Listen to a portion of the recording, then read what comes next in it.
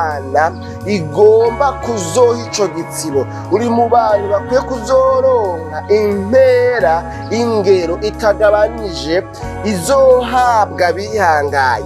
Ariko birashoboka yuko hari amageragezwa urimo, birashoboka yuko hari intambara urimo, birashoboka yuko hari ibiriko biragukwega ngo bigukure ku Mana, birashoboka yuko hari ibiriko biraguteranya n'Imana, birashoboka yuko hari ibiriko biragomba yuko widodomba ukiganyira ukihebura ukangaza umutima.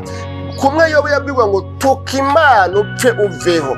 Uracabananije kwa kwihangana kwawe, kwa kugororoka kwawe? Mbega hari ikindi kizigizigi wowe ugifise ku Mana yakuretse ngo uhure n'ibyo bibazo byose? Gomba utuka Imana hanyuma upfe uveho, kuko uyu mugore wiwe yarazi ngo uko kuntu amwoheje niyatuka Imana akayirogotako Imana icimwica. Ariko hari n'igihe yari gutuka Imana hanyuma ntapfe ngo aveho.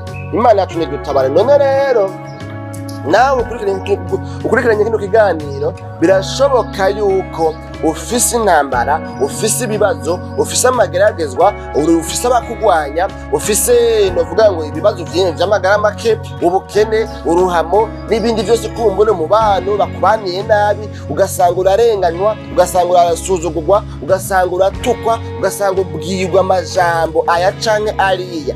Ivyo vyose ubona bigomba kugutesha intumbero y'agakiza no kubaha Imana, nivyo ijambo ry'Imana rigusaba kwihanganira.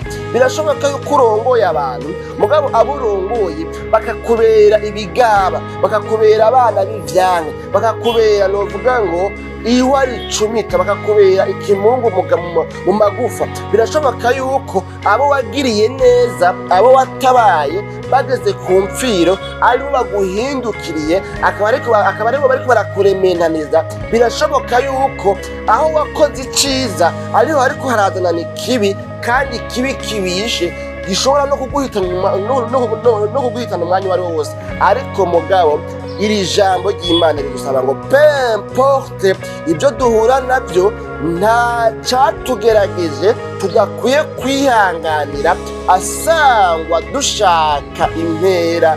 Imana yacu nidutabare. Bene data bakunzi ba kino kiganiro, igitondo gishasha none n'ano majambo, nibuka iri jambo gihe kimwe nigeze kurisangira n'abantu. Abo bantu barababanyi, yari couple. Hanyuma rero uyo mushinga ntahe yaragwaye iyo ngwara, yari ingwara ya prostate, yaragwaye kandi yararenze